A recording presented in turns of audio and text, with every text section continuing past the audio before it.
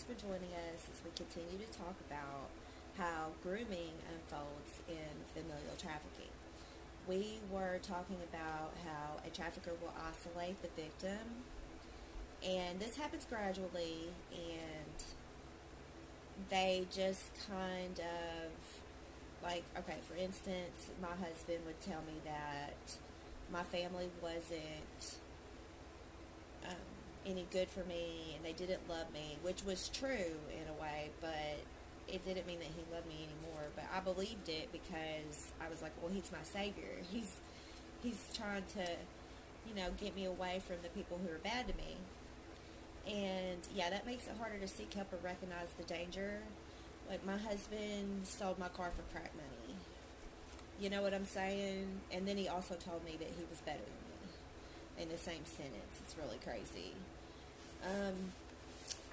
So that's another way they isolate. And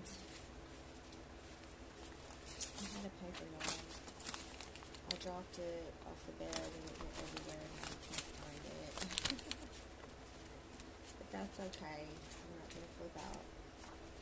I'm not going to do what everyone thinks we're going to do.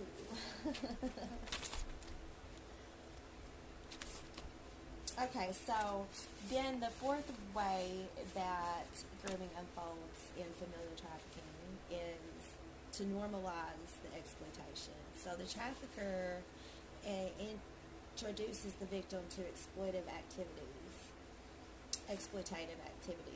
starting subtly and escalating over time. They use manipulation, coercion, and threats to maintain control, and may even convince the victim that the exploitation is normal or justified, or that they owe the trafficker. This is definitely one of the grooming aspects that I feel like is probably going to be present in almost every trafficking situation. It doesn't ever start out that they are, manipulating and coercing you into doing all these crazy things, like, big time. It always starts out kind of small, like, here, smoke this pot, or here, watch this movie. You know what I'm saying?